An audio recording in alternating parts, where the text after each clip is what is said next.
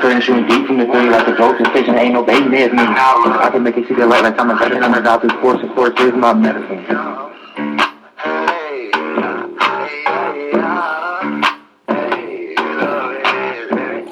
Yo, yo, yo. Y'all know who it is. It's D. Jeff, better known as, or also known as, the Doctor of Sports. Coming to you with another Sports is My Medicine podcast. Thanks for listening. Thanks for watching. Thanks for prescribing. That's terrible. Thanks for subscribing to my YouTube channel, the Doctor of Sports, DADROFSPORTS. Coming to you for again the Sports is My Medicine podcast. Talking about this NCAA tournament. Last week before the tournament started, I came on, talked about the tournament and what I thought might happen, who my Final Four was, or who I thought it was going to be. I explained that this is a very tough year to be doing brackets. I talked about my two brackets, my two tournament pools, and I mean sheets of integrity, how both of my brackets are the exact same. And just want to give you guys an update on how I'm doing and what I think is going to happen going forward. So as we all know, I continue to say do not trust the Big Ten. And of the 9 teams that are that made it to the NCAA tournament, only one team is left, and that's Michigan State University. Big ups to Sparty, my hometown. That ain't my team. I'm a Michigan man, go blue. But I got a lot of love for Spartan basketball. I got a lot of love for Tom Izzo. So big ups. Izzo doing this thing in March once again. Of course, Purdue, number 1 seed, goes down to Fairleigh Dickinson. I don't think anybody saw that coming. We all know Purdue struggles in the NCAA tournament, but we didn't expect them to lose to a number 16 seed. Second time in 3 or 4 years that that's happened. Of course, we all know Virginia was the first. The tournament has become very unpredictable. It's not like it was predictable before, but it's extremely unpredictable now because it's like, 10 years ago, 20 years ago, there was absolutely no chance that a number 16 would be the number 1. And we've had it happen twice in a few years now. Also, 15s are beating 2s. Princeton won as well. They're actually in the Sweet 16, which is crazy. 14s are beating 3s at a high rate. 11s are beating 6s at a high rate. It used to be the 5 and 12. 12 beat 5. 8 and 9 matchup is usually a toss-up, but it's usually 12 and 5. But now it doesn't matter what the seed is. I've been hearing a lot of talk on sports radio networks and from analysts talk about how the COVID year has helped a lot of these smaller schools, give them an opportunity to have kids stay in school a little longer. Of course, you got the transfer portal, and because they can stay in longer, they stay at 4 years in one place, then go to graduate school at another place. They got all these years of experience, and they get on another team with guys that have experience, and then they just take off. But this is a year like no other. I still believe that we're going to have possibly, 4 of the top 8 teams that's ranked in the tournament make it to the Final Four. If you're like me, you probably have 2 left in your Final Four. Like right now, I have Alabama. I still have Houston. Kansas lost. Purdue lost, obviously. I have Alabama beating Houston. But I know some people have UConn. Some people have UCLA. Some people have Gonzaga. But whomever you have, if you're in the tournament pool, I know everybody can't be losing, but somebody's losing. Somebody's losing big. So it's kind of weird this year. Just want to give you a quick recap or a quick let you know how I'm doing in my pools. I'm in 2 pools, in the Yahoo Sports pool for my Facebook friends and my sports group. And out of 22 people, I'm actually 5th right now. And the people that are ahead of me, Got Connecticut, Houston, Alabama, and Kansas to win it all. Well, Kansas is out, so that person probably can't beat me. And then need teams where I need Houston and Connecticut to lose, or Connecticut to lose. So I still have a chance because I'm fifth out of 22. And then my other one with my uncle and his boys, my uncle Skyler. It's only 7 of us, and right now I'm third. And bear with me, I'm trying to pull it up real quick. And here we go. Yeah, right now I'm third, and the guys ahead of me both have Houston winning. So if everything stays status quo, if I can stay in that third spot, then Alabama can beat Houston, then I could probably win this one. So despite all the major upsets, despite the fact that I've lost 2 in my Final Four, I still have a chance to win both of my pools. So I think I'm still doing a pretty damn good job. So I'm excited about that. As far as the tournament itself and what's remaining with the final 16 teams, it's going to be interesting. Matchups we have going on right now in the South. Looks like Alabama's going to play San Diego State. Creighton and Baylor. Creighton and Princeton is going to play. Princeton, obviously, number 15 seed, beat Arizona. Nobody expected that to happen. Then they beat Missouri. So it's going to be interesting. We got a lot of intriguing games that's coming up. A lot of people had Duke. I didn't have Duke making the Final Four. A lot of people had Marquette. Nobody had Michigan State beating Marquette. So I'm dead in that side. And then in the Midwest, I'm pretty clean. Houston, Miami, Xavier, Texas.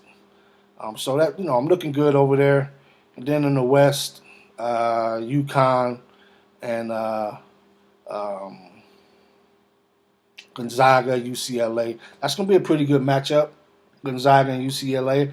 I kind of feel like whoever wins that game is going to make the Final Four. So I'm expecting Gonzaga or UCLA to make it to the Final Four. I like the way UConn play, but this is one of those years where Gonzaga could probably go ahead and finally win that national title that they've been trying to get. Every year they've been number 1 seeds and they've been disappointment in the tournament, but they finally are like flying under the radar. Not a lot of people expected them to do much. I think people expected them to be to the Sweet 16, but if they get past UCLA, they might be able to make that Final Four and possibly make it to the championship game. I still don't see anybody beating Alabama. Brandon Miller has not been Brandon Miller the first 2 games, but they've won about 25 each game.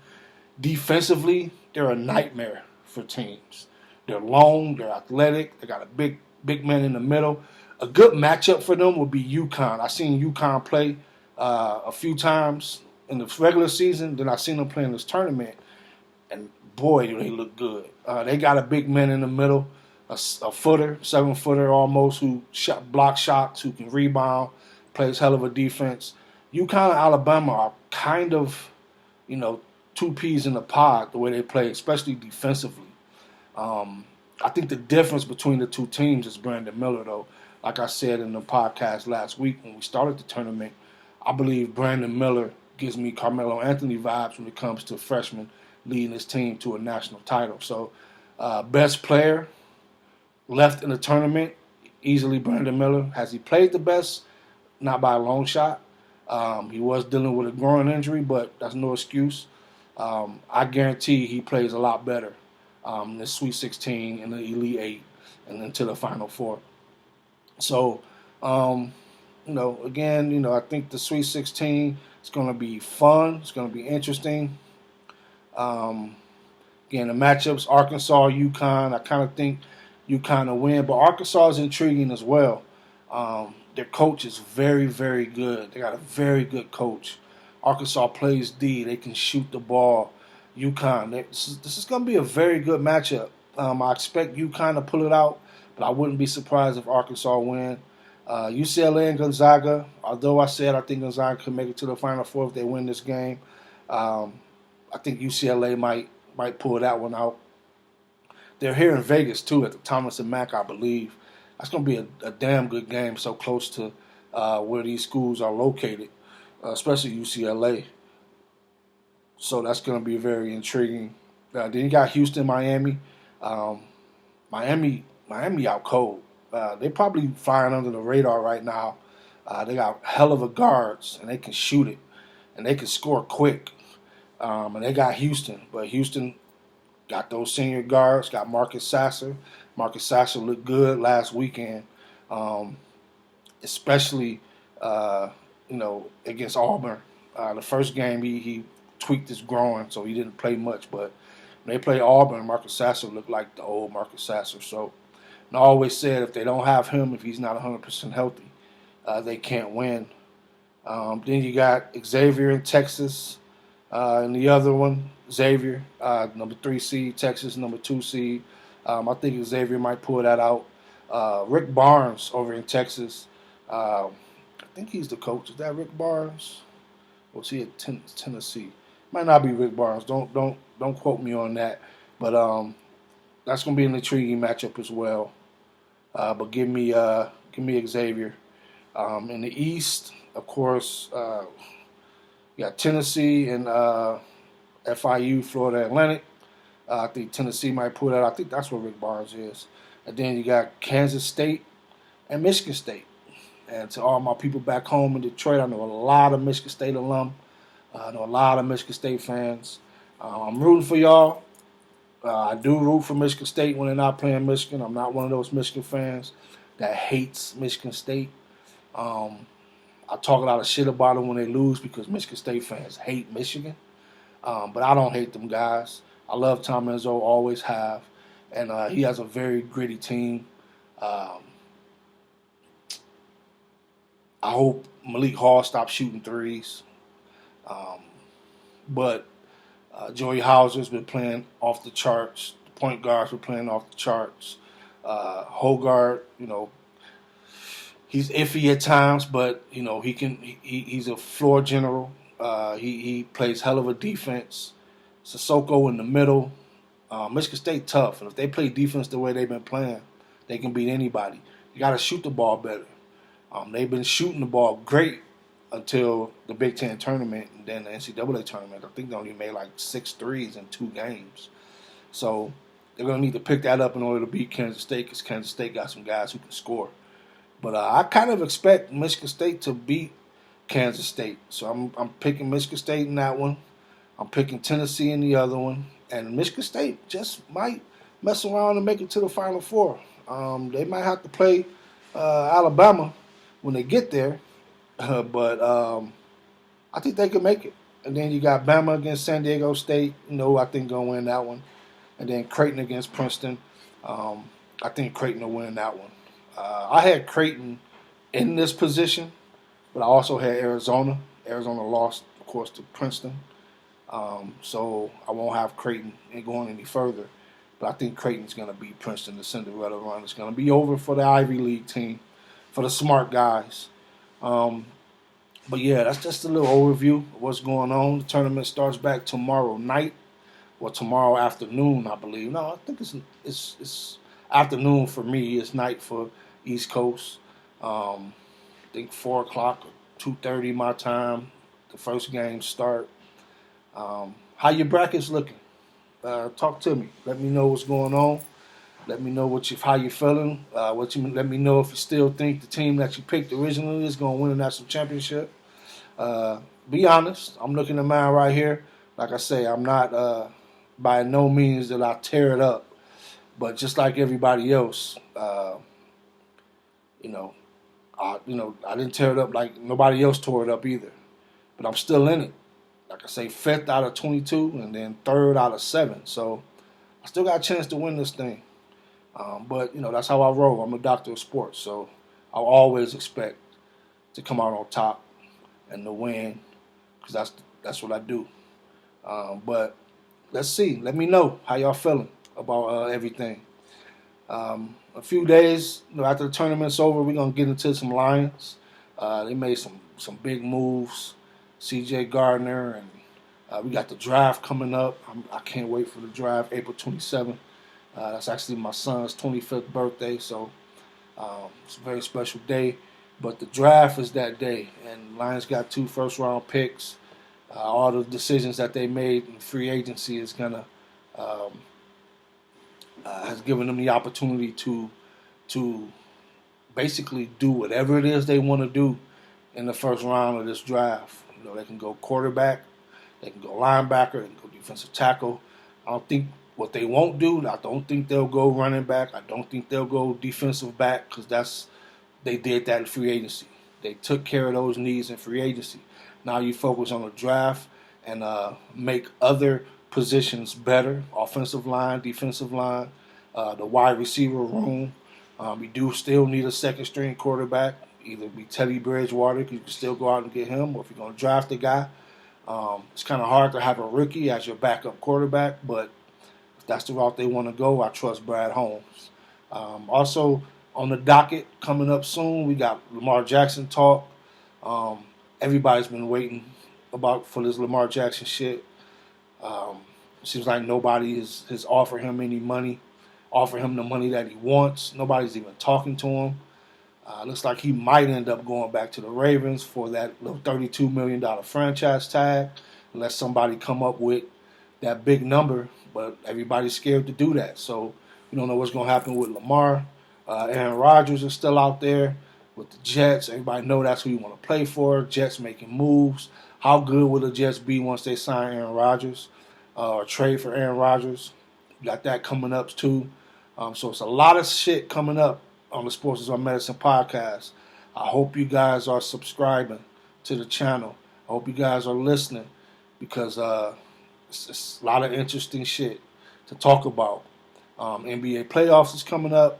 Major League Baseball is getting ready to start.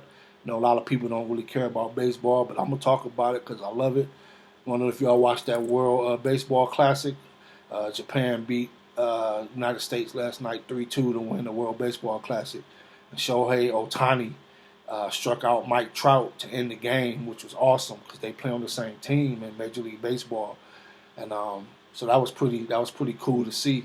But I talk about it all. We got NHL hockey coming up.